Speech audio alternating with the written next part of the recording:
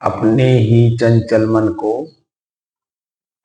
अपने ही वश में करके एकाग्रता, स्थिरता एवं स्वयं अपने आप में शांति का अनुभव करने की दृष्टि से साधना करते करते आज 1244 दिन हो गए। तारीख 3 अप्रैल सन 2025, दिन बृहस्पतिवार, प्रातः काल का समय।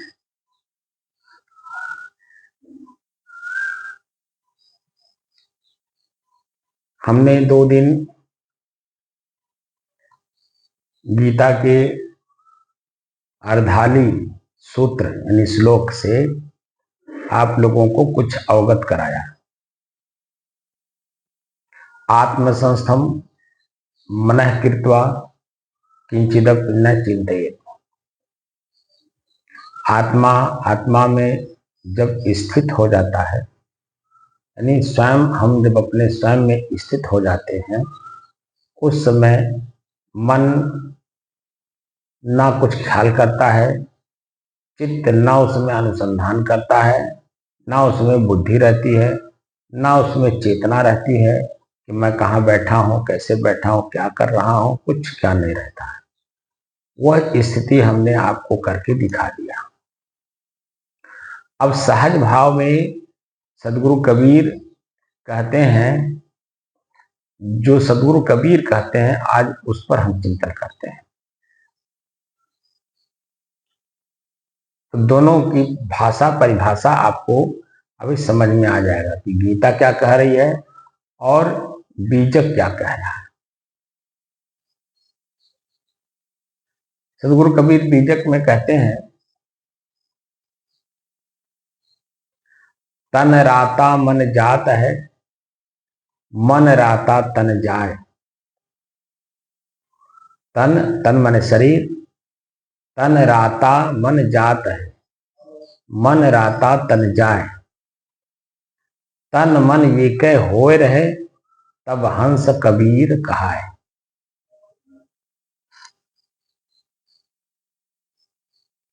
तन माने शरीर, राता माने जाना। जहां जहां शरीर हम लोगों का जाता है, मन वहां वहां अपने आप पहुंच जाता है, तो पहुंचाना नहीं पड़ता है। तो मन वहां कैसे पहुंच जाता है, उसे पहुंचाना नहीं पड़ता है। हम जो कुछ देखते हैं, मन अपने आप बनता है। तो वर्तमान में शरीर जहां भी रहेगा, आंख खुलेगा, जो दृश्य सामने देखेगा, वैसे ही अपने आप में मन बन जाता है। आंख खुला, माँ के चेहरे को देखा, मन बना ये मेरी माँ है। आंख बंद कर लिए, कोई दृश्य नहीं, ना माँ है ना और कुछ है। तो जैसे ही आंख खुला, जो कुछ भी आपने देखा, मन बना।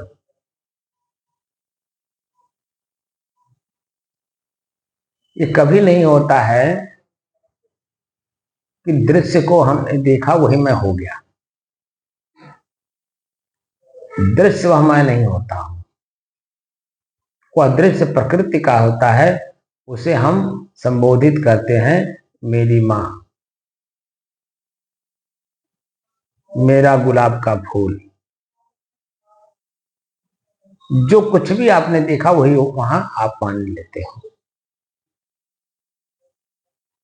तो तन राता मन जात है, जहां शरीर गया मन वहां पहुंच गया। कान शब्द सुनेगा, जिस तरह का शब्द सुनेगा कान, उस तरह से मन बनता है। अब फिर चित्त को उसी तरह से अनुसंधान करने का मौका मिलता है। क्या बोला, कौन बोला, क्या बोला, क्यों बोला, किस लिए बोला। ये जो प्रश्नवाचक चिन्ह है चित्त का काम है। अनुसंधान करने लगता है, यह क्या कहना चाहता है, ये क्या हमसे लेने आया है, ये सीधे सीधे अपनी बात कह रहा है या रहस्यात्मक रूप से अपनी बात को कह रहा है। बातें समझ में आ जाती हैं, और जब समझ में आपकी आती है तो आप उसी तरह से काम करते हो। तो वही मन है। जीभ पर कोई चीज पड़ गया, कैसा स्वाद है वो जीभ बताती है, मन बना तब तो बताया। तो तन राता मन जाता है।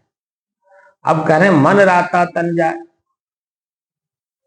जो चीजें आप कल्पना करते हो कि फला जगह जाना, फला से मिलना है, तुम बैठे आप यहां हो, मन में इच्छा जागृत किए, फिर उसी तरह से आप कार्य करने लगते हो। तो तन राता मन जाता है। अब हम कह रहे हैं मन राता तन जाए। अब जो आप इच्छा और कल्पना करके कार्य करते हो वहां वहां शरीर आपका पहुंच जाता है, क्योंकि आप मन में रख करके काम कर। तो जब काम करने लगते हो तो और मन बनने लगता है,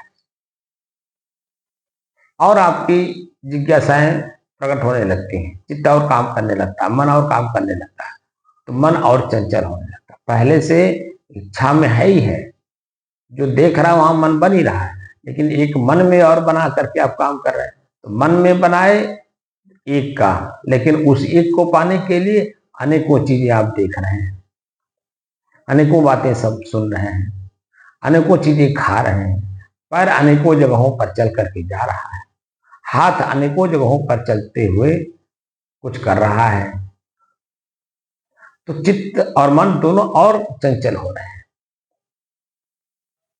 अब आगे कह रहे हैं तन मन ये कह हो रहे हैं।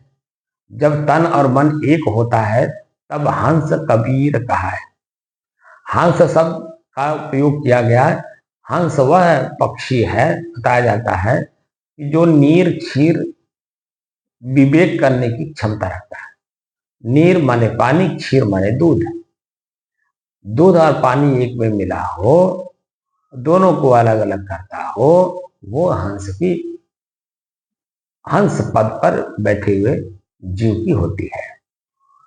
तो वह आपकी स्थिति सदगुरु कबीर कहते हैं बनता है। वहां से मैं और मेरा, जो मैं और मेरा एक में मिल गया है, मेरा मैं हो गया है। अब मैं का पता ही नहीं है कि मैं हूं कौन। तो उसी मैं को जानने के लिए अब नीर क्षीर विवेक करने की बात सदगुरु कबीर यहां कहते हैं। अब वही बात जो है वहां भगवान कृष्ण गीता के अंदर में कह रहे हैं, आत्म संस्थम। आत्मा आत्मा में जब स्थित होता है, यानी मैं में जब स्थित हो जाता है, तब वहां नीर क्षीर निर्णय करने की क्षमता होती है कि चिंतन क्या है, चिंता क्या है, कल्पना क्या है, वासना क्या है, मैं कौन हूं। वो सब बातें वहां पर लागू होती है। और जब ये दोनों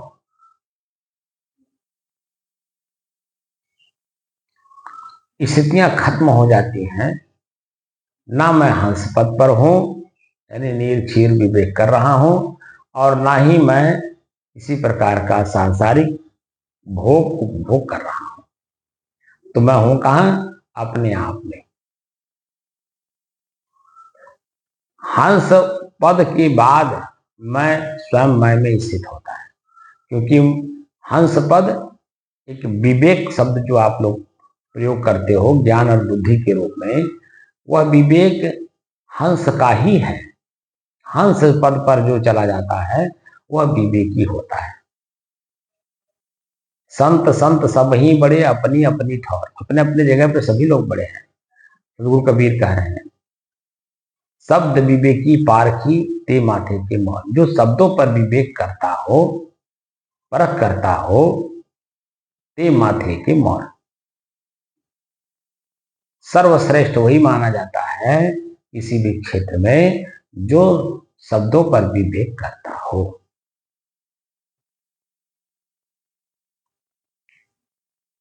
पारखी हो, परखता हो। परखता का मतलब वही चित्त का प्रयोग करता हो।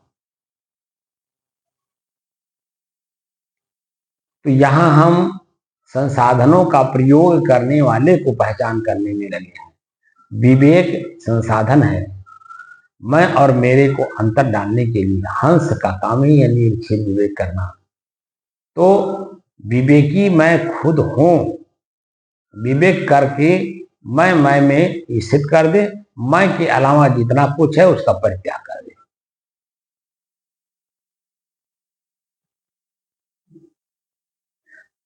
हम लोग प्रतिदिन वो कार्य करते हैं।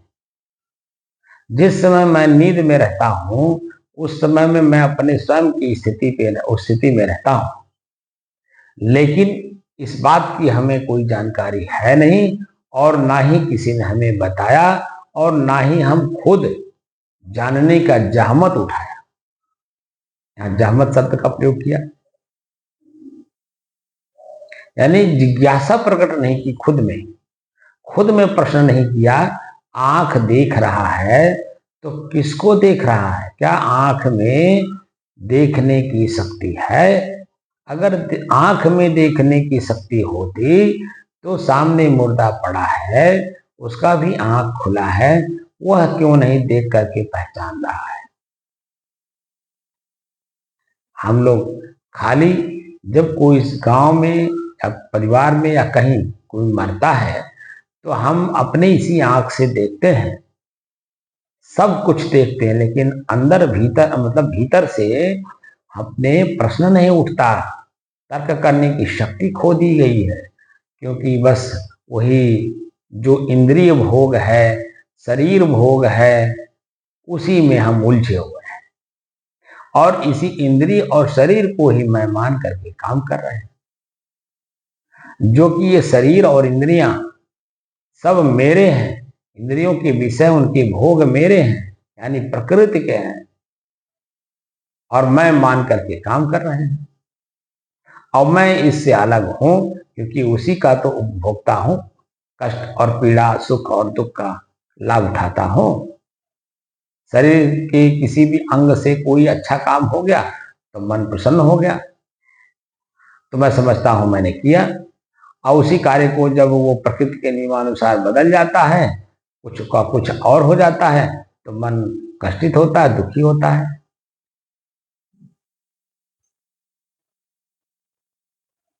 और अपार पीड़ा अपने आप को मान लेता है और वहां भी कहता है मैं नहीं किया, भगवान ने कर दिया। वास्तव में करते तो भगवान ही है, अच्छे के रूप में भी, बुरे के रूप में। लेकिन भगवान कोई आदमी नहीं है जो करता है। भगवान प्रकृति को कहते हैं। भा, भूमि, गगन, व, वायु, आग और नीर, ये पंच प्रकृति कमोबेश अपना काम निरंतर करती रहती हैं और हम समझते हैं कि हम कर रहे हैं। जब मैं आप लोगों को बता चुका हूं कि मैं स्वयं अपने आप में, 4 शब्द मेरे लिए लागू होता है। मैं स्वयं अपने आप में शुद्ध हूं, कोई मिलावट नहीं, कोई क्रिया नहीं। मैं स्थिर हूं, कोई चंचलता नहीं। जब क्रिया ही नहीं, परिवर्तन नहीं, तो चंचलता कहां से आएगा? तो मैं स्थिर हूं, शुद्ध हूं, स्थिर हूं, और क्या हूं? शांत हूं। अशांति तो प्रकृति में है, क्योंकि परिवर्तन है, तो परिवर्तन में तो कभी न कभी किसी न किसी प्रकार से कष्ट हो ही जाएगा, तो अशांति आएगी। अशांति है उसमें। और क्या हूं? चौथा, एक रस हूं।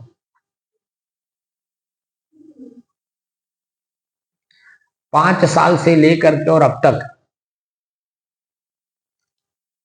अपने शरीर को पढ़िए, अपने कर्मों को पढ़िए, अपने इंद्रियों को पढ़िए, कितनी बार ये बदल चुका। जो इसको शोध करने वाले हमारे वैज्ञानिक हैं वो बताते हैं कि हर 7 साल में आपका शरीर बदल जाता है, शरीर के कण बदल जाते हैं। तो 5 साल से लेकर के और अब तक के एक एक फोटो, एक एक साल का आप अगर रखे हो तो खुद अपने इसी आंख के सामने रख करके देखिए कि किस समय में, कितने समय तक मैं इस अवस्था में था। वो अवस्था चेंज हो गई, हमारे शरीर के सारे परमाणु बदल गए, हमारा चेहरा बदल गया, लेकिन क्या मैं भी बदल गया? मैं तो वही हूं। वो तो छोड़ दीजिए, प्रतिदिन आप सुबह जब जगिए और शाम को सोते समय उसी बिस्तर पर फिर पढ़िए अपने आप को कि प्रतिदिन जो दिन भर का आज का क्रिया हुआ, मैं जब जगा तब से लेके अब तक कितने जगहों पर मैं गया, कितने लोगों से मैं मिला, कितने लोगों को आंख ने देखा। तो जिस समय में जो कुछ भी मेरे सामने था वहां वो सत्य दिखाई दे रहा था, लेकिन इस बिस्तर पे फिर लौट करके मैं आया हूं। अब अपने आप से पूछिए कि सुबह से लेके अब तक जितने लोगों से मैं मिला, बातचीत किया, किन किन स्थानों पे गया, क्या खाया, क्या सुना, क्या बोला, क्या वो अभी तक स्थिर है? क्या वो व्यक्ति मेरे सामने है? क्या वो स्थान मेरे सामने है? कुछ नहीं। लेकिन आप अपने आप में हो कि नहीं?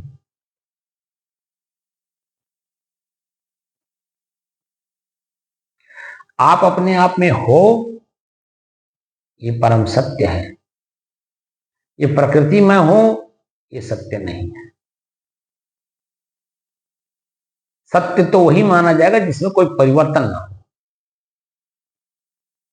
तो पंच प्रकृति अपने आप में सत्य है, अपने आप में, लेकिन पांचों अपने आप में मिले हुए हैं। उसमें कमोबेश होने से उसमें परिवर्तन दिखता है, इसीलिए वो सत्य नहीं दिखाई देता। अपने आप में वो सत्य है, लेकिन जब आपस में मिल गए हैं तो वहां जो ज्यादा होगा वही दिखाई देगा। मेरा शरीर प्रकृति है, अब इसमें पांचों तत्व हैं, तो पांच मैं शांति से बैठा हूं। मेरे शरीर में जो कुछ भी मुझे महसूस होगा वह प्रकृति के किसी न किसी तत्व का अपना हलचल होगा, क्रिया हो रही होगी, वो मुझे अनुभव होगा। पेट में गैस बना तो वायु तत्व वो अपना काम कर रहा होगा, गुड़गुड़ गुड़गुड़ की आवाज करेगा, बार बार हवा निकलेगा, पेट फूला होगा, दर्द महसूस होगा, भारीपन लगेगा। तो वो कौन काम कर रहा है? अपना वायु तत्व, क्योंकि वह ज्यादा है आपके शरीर में, इसलिए वह महसूस होगा पहले। बाकी चीजें गौण रहेंगी, रहेंगी वहां, लेकिन गौण रहेंगी क्योंकि ज्यादा वायु तत्व आपके शरीर में है।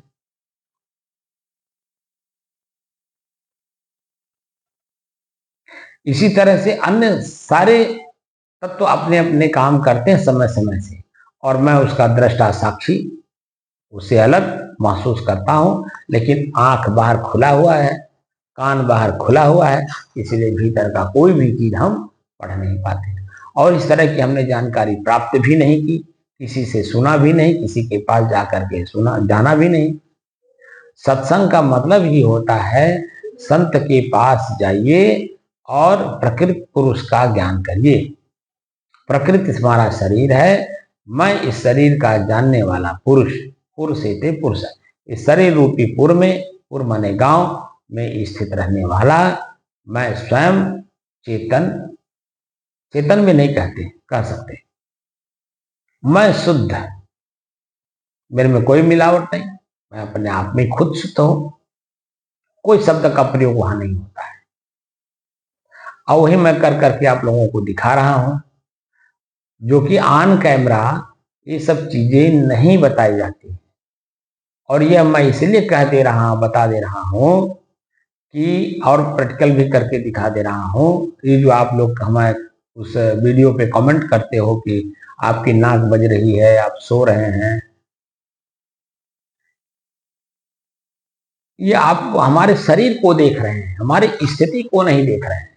तो स्थिति, हमारे शरीर की स्थिति को कौन देख रहा है? आंख देख रहा है।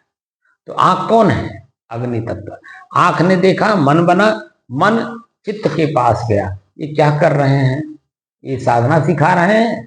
प्रश्न तो उठ जाएगा, क्या ये साधना सिखा रहे हैं या खुद अपने आप में सो रहे हैं? तो जो शब्द आपने सुना है वह शब्द बार बार वही आपके दिमाग में उभरता है, तो वही शब्द सामने आपके आता है। तो आप सोने की स्थिति तो समझ गए कि सो रहे हैं, लेकिन आत्म संस्थम मन कृत, आत्मा आत्मा में स्थित है। हमारे शरीर की क्रिया बदली हुई है प्रकृति के नियमानुसार, मैं तो नहीं बदला हूं ना। इसीलिए मैं आप लोगों को कहता हूं, अभ्यास करो, मेरे साथ अभ्यास करो। अभ्यास करोगे चेतना में रह करके, तो वो स्थिति परिस्थिति आपके सामने खुद अनुभव होगा, और वह अनुभूति आपकी अपनी स्वयं की होगी। तो वहां पर आपको तन राता मन जात है, मन राता तन जाए। अब कह रहे तन मन ये कह हो रहे तब हंस कबीर का है। तो हंस पद नीर क्षीर विवेकी होने का पद है। तो आप खुद भी नीर क्षीर विवेकी हो जाओगे, खुद हंस बन जाओगे। क्या ग्राह्य है, क्या अग्राह्य है? इसे ग्रहण करना है, इसे परित्याग करना है। ये अपने आप आपके अंदर में वो चेतना जागृत हो जाएगी। मैं भी कभी गंवार था, आपसे भी ज्यादा गंवार, लेकिन संतों के सानिध्य में रहने से, एक देहाती कहावत है कि अखाड़े का लतमरुआ पहलवान बनता है। तो हमारा अध्यात्म क्षेत्र एक अखाड़ा है। संत उसमें हमें अखाड़े में सिखाने वाले लोग हैं। संत के सानिध्य में जब आप रहोगे, उस्ताद जिसको कहते हैं, तो उस्ताद के सामने, गुरु, उसी उस्ताद को ही गुरु कहते हैं, गुरु के सामने रहोगे तो गुरु अपने गुरुत्व को अपने शिष्य के अंदर में धीरे धीरे ट्रांसफर करता है। अपनी शक्ति धीरे धीरे अपने शिष्य में ट्रांसफर करता है। एक बैग अगर वो बोल दे या करा दे तो कैसे ग्रहण कर पाएगा? किसी भी मैकेनिक के पास आप जो उसका असिस्टेंट होता है सीखने के लिए, उसको आप देखेंगे कि धीरे धीरे कोई चीज सीखता है। एक एक शब्द एक एक बार में सीखता है, एक एक दिन में सीखता है। और वही जब दीर्घ काल तक सीखता है, दीर्घ काल तक मतलब काफी समय तक, 1 महीना, 2 महीना, 6 महीना, साल भर, 1 साल, 2 साल, 5 साल, जितना ही समय उसमें देगा वह उस विषय का उतना ही विशेषज्ञ बनता है। आप लोगों ने देखा होगा मोटर मैकेनिक जो उनके पास किसी प्रकार का कोई सर्टिफिकेट नहीं होता है, लेकिन वो दुकान खोल लिए। तो दुकान खोलने से पहले वह या तो किसी एजेंसी में काम किए रहते हैं, या तो जो है वह किसी सीनियर के साथ प्रैक्टिस किए रहते हैं। तो पता चलता है कि धीरे धीरे धीरे धीरे 1 साल, 2 साल, 3 साल, 5 साल तक वह उसमें अभ्यास किए हुए हैं, सीनियर के साथ प्रैक्टिस किए हैं। तो उससे पता चलता है कि धीरे धीरे धीरे धीरे उस विषय के वो विशेषज्ञ हो जाते हैं। और जब वो काम करने लगते हैं तो काम के प्रति समर्पण भाव रहता है। किसी की भी मोटरसाइकिल आई, वह समर्पण भाव से काम किए, काम अच्छा हुआ, वह मोटरसाइकिल काफी दिन तक चला। तो वो जो बनवाने वाला मोटरसाइकिल का मालिक है वह उसके प्रति श्रद्धा भाव रखने लगता है, प्रेम रखने लगता है कि भाई मोटरसाइकिल उन्होंने बनाया, बहुत सुंदर ढंग से बनाया। अभी हमारे यहाँ बस्ती में एक हम लोगों के जो परिचित में है, त्रिलोकी नाम का एक मिस्त्री है, मालवीय रोड पर। तो वो खाली कहता, गुरुजी आप मोटरसाइकिल दे भर दो। हम सबसे कहते खाली दे भर दो, आप पैसे दे दो और आपके मोटरसाइकिल को मैं नया ना बना दो। तो कहिए, वो ये कि छोटी छोटी पुर्जों को भी ध्यान देता है। वह सब काम करके कंप्लीट बना करके आपको नए की तरह देता है। इंजन एकदम नए की तरह बोले, आपके मोटरसाइकिल की चाल ढाल हर चीज आप देखते ही मन प्रसन्न हो जाता है। और भी मैं खुद भी मोटरसाइकिल चलाता हूँ और मोटरसाइकिल की वजह से ही मैं चोट भी खाया, आप लोगों को बताया मैं। तो लगभग 2007 से जब मैं घर में आया हूँ तब से मोटरसाइकिल चला रहा हूँ। तो जब भी कोई चीज कल पुर्जे खराब होते हैं या कोई बात होती है तो मिस्त्रियों, मैंने बहुत लोगों को दिखाया, लेकिन मैंने इस मिस्त्री का नाम इसीलिए लिया कि ये तो एकदम समर्पण भाव से काम करता है, उसी में एकदम लीन होके काम करता है। तो उसको पता चल जाता है कि कौन गाड़ी के अंदर में कौन सी खराबी कहाँ पर है और उसको ठीक कर देता है। वो अधूरा काम नहीं करता है। आप चलाइए 2 साल तक, फिर आखिर लौट करके आप आएंगे। अब आप बताइए, तो जो उसका नाम मैं ले रहा हूं ताकि बस्ती वाले जो भी मेरे वीडियो को सुने वो त्रिलोकी को जाके मिले। मालवीय रोड पर जो पेट्रोल पंप है उसी पेट्रोल पंप के सामने है।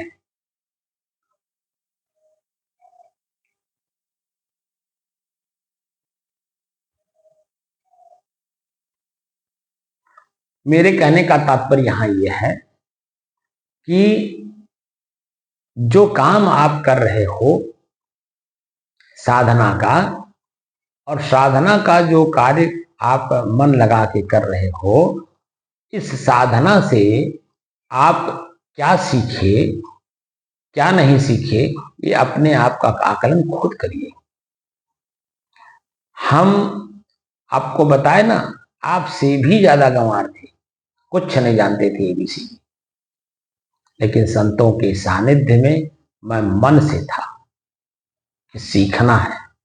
और क्या सीखना है, यह जो सिखाएं वही सीखना है।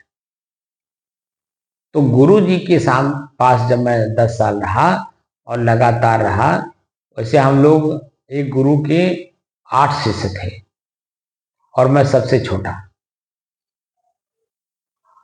तो त्यागियों में संन्यास धारण करने वाले हम लोग 8 गुरु भाई थे और सभी सन्यासी थे। घर परिवार से दूर संत के सानिध्य में रह करके हम लोगों ने काम किया। तो जिस समय में मैं गुरु जी के पास था लास्ट में, उस समय में हमारे अन्य 7 गुरु भाई नहीं रहते थे। कोई पंजाब रहता है, कोई हिमाचल रहता है, कोई हरिद्वार रहता है, कोई और कहीं अपना प्रचार प्रसार कर रहा, अपना जीवन यापन कर, अपना कुटी बना लिया है, अपना रहन सहन बना लिया। उस समय में सिर्फ मैं गुरु जी के पास था, 10 साल तक लगा था। तो वह स्वरूप स्थिति की बात करते थे बार बार, और संत के बारे में बताते थे कि वह संत कैसे, जिसके जीवन में 3 बातें लागू ना हो: स्वस्थता, स्वतंत्रता और स्वच्छंदता। लास्ट में चल करके निर्द्वंदता, वह निर्द्वंद होता है। किसी प्रकार का कोई अंतःकरण बाह्यकरण, किसी भी प्रकार का कोई द्वंद्व उसके जीवन में नहीं रह जाता है। और इसी स्थिति को पाने के लिए हर तरह के कार्य को करना जरूरी है। यह अपने को महसूस ना हो कि फला परिस्थिति में मैं फला काम नहीं कर पाऊंगा। इसीलिए हमारे गुरुजी कोई भी अपने शिष्य को वह अच्छे से सिखाते थे, झाड़ू लगाने से लेकर के। और हमारे गुरु भाई ध्यान साधना प्रवचन तक सारे काम करते। हमारे जो बड़े गुरु भाई थे स्वामी अभिराम दास जी, जो 8 अप्रैल 2024 को शरीर छोड़ दिए, वह तो लाखों के बीच में प्रवचन करते थे, हर चीज का अध्ययन कर रखे थे। और विपස්සना में तो इतना लीन हो गए बाद में कि कम से कम सैकड़ों विपස්සना उन्होंने किया। कोई भी समय खाली जाने नहीं देते थे, कहीं ना कहीं उनकी बुकिंग रहती थी। अगर कथा प्रवचन सत्संग नहीं कहीं है तो उनका बुकिंग रहता था विपස්සना सेंटरों पे। और वह साधना करते थे। तो स्वरूप स्थिति के बारे में गुरु जी ने जो हमें बताया, वह स्वरूप स्थिति ही मैं आप लोगों के सामने प्रस्तुत कर रहा हूं कि साधना का बल वह बल है जिसमें मैं स्वयं का ज्ञान होता है। स्वरूप स्थिति का मतलब स्वयं माने मैं, रूप माने पदार्थ, स्थिति उस पदार्थ की स्थिति कैसी होती है यह जानने के लिए।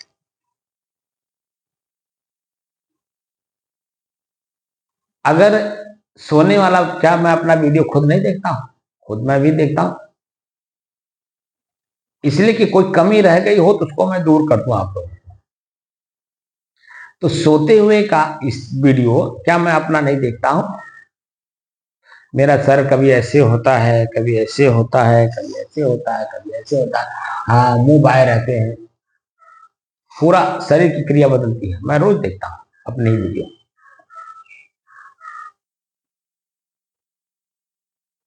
वह हमारे शरीर की क्रिया बदल रही है, प्रकृति की क्रिया बदल रही है,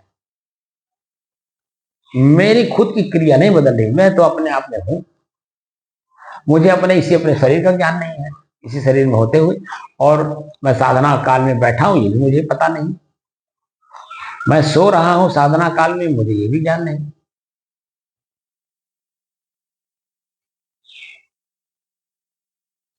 जब मैं आप लोगों को बता चुका हूं कि चेतना प्रकृति का गुण है, चेतना अग्नि का गुण है। अंधेरे में कभी आंख आपकी कुछ देख पाती है, लेकिन जब उजाला होता है तो यही आंख सुई से लेकर के सब कुछ देख लेता है। सुई तो फिर भी बड़ी होती है, एक कण से लेकर के और पहाड़ तक सब कुछ देख लेता है, क्योंकि अग्नि, प्रकाश माने अग्नि तत्व का वो अपना चेतना है, इसीलिए आंख भी अपनी चेतना अलग, क्योंकि आंख अग्नि है और अग्नि में तेज है, उस तेज की वजह से पहचान लेता है, देख लेता है, जान लेता है, समझ लेता है। लेकिन अभी अंधेरी रात हो तो कुछ भी आपका अपना हाथ नहीं दिखेगा अपने पास में होते हुए, जो कि मेरे अपने ही हाथ है, महसूस तो होता है लेकिन दिखाई नहीं देगा, क्योंकि अंधेरा है, क्योंकि प्रकाश नहीं है। जब प्रकाश नहीं है तो चेतना कहां से आए? तो आंख की जो अपनी स्थिति है वो चेतना है अग्नि तत्व की, तो अग्नि तत्व वहां कुछ भी है ही नहीं बाहर, प्रकाश में तो कुछ दिखाई नहीं देगा। इसलिए बड़ी गहनता के साथ आपको इस विषय में आगे बढ़ना होगा एकदम। इसलिए तन राता मन जात है, मन राता तन जाए। अब क्या करना है कि दोनों को एक कर देना है, न चलना है, न देखना है, न सुनना है, न कुछ नहीं करना है। तन राता मन जात है, मन राता तन जाए, और तन मन एक होए रहे तब हंस कबीर का है। अब यहाँ देखिए साधना में तन और मन दोनों एक हो गए। अब दोनों एक हो जाएंगे तो आपकी हमारे शरीर की स्थिति आप जान सकते हो, लेकिन मैं नहीं जान सकता, क्योंकि आप चेतना में हो और मैं चेतना में नहीं हूं। इसलिए वह स्थिति मैं स्वयं अपने आप में प्रकृति की नहीं जान सकता, क्योंकि मैं अपने आप में खुद चला गया शुद्ध, अपनी शुद्धता में।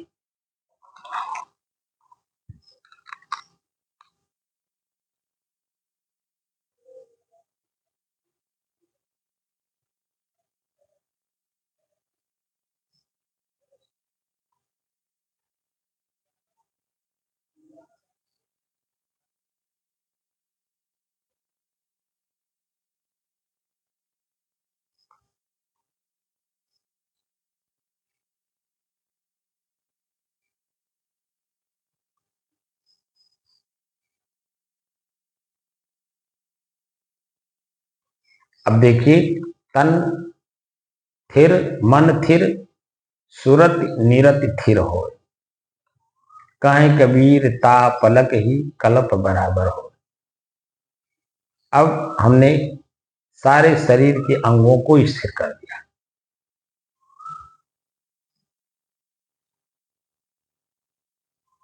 मन को श्वास पर केंद्रित कर दिया, श्वास को लगातार देखना, तो मन एकाग्र हो गया, कुछ ख्याल नहीं कर रहा है।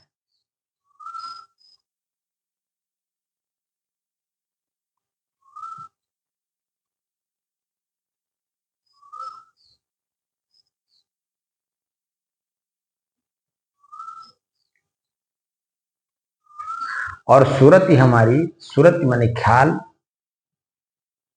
भीतर से ना संवेदना के रूप में कुछ जान रही है यानी सुख के रूप में, और ना ही वेदना यानी दुख के रूप में शरीर के ऊपरी हिस्से पर, शरीर के भीतरी हिस्से पर, चित्त में, मन में किसी प्रकार का कोई हलचल नहीं, एकदम स्थिर है।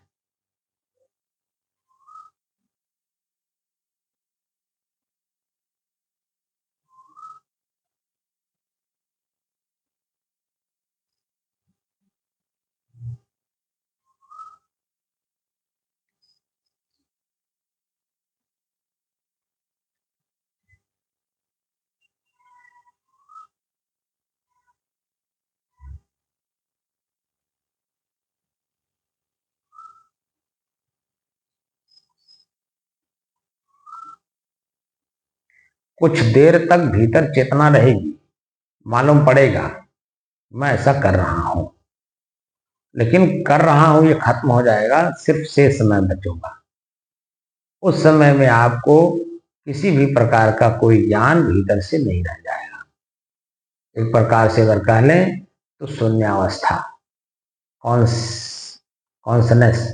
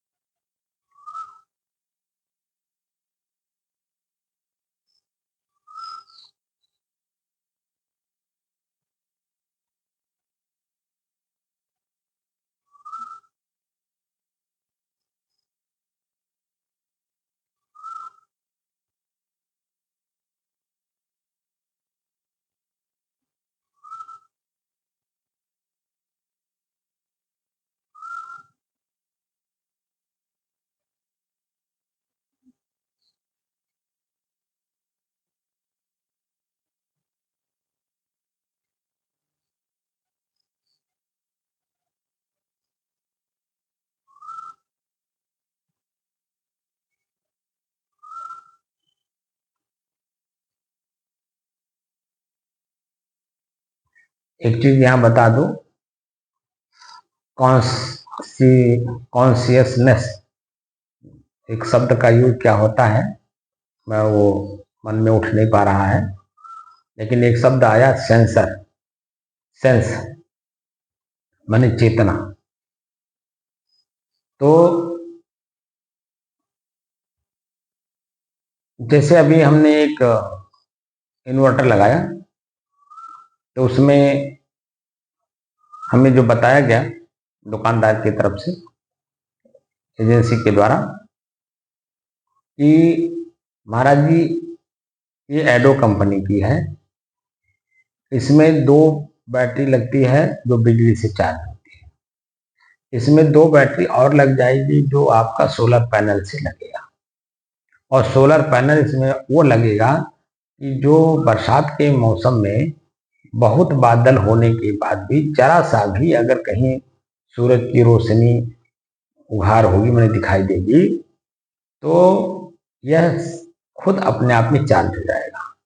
तो अभी मुझे ये महसूस हो रहा है कि जो सेंस है खुद की, उसकी अपनी सोलर पैनल की, तो सोलर माने सूरज, सूरज की अपनी क्षमता जहां होगी, जिस रूप में होगी, वो अपनी खींच लेगा, लेकिन अपनी क्षमता को अपने में कैसे किससे खींचेगा? दूसरे में जहां हमारी चीज होगी उसे हम निकाल लेंगे, खींच लेंगे, लेकिन अपने आप में अपनी क्षमता को और कैसे बढ़ाएंगे? क्या वो अपनी क्षमता अपने आप को जानता है कि मैं यही हूं? दूसरे में मैं हूं, वो खींच लेता है।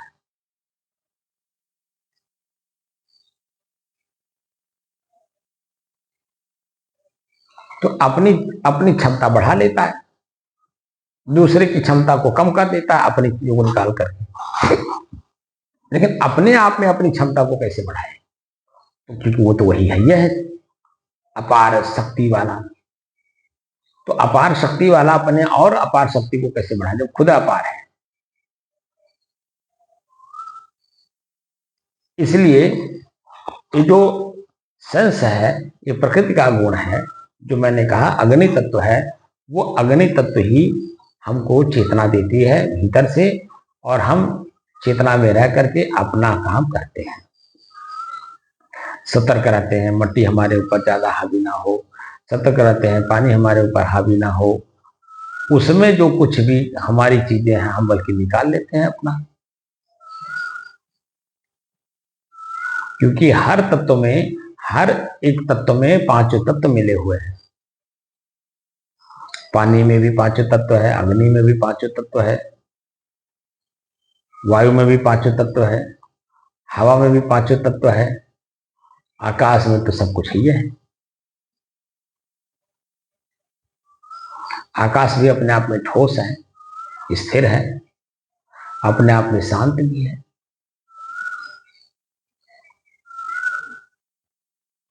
उस आकाश की तरह मैं हूं, तरह मैं हूं,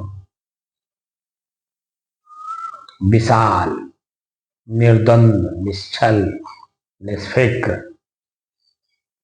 दम शांत।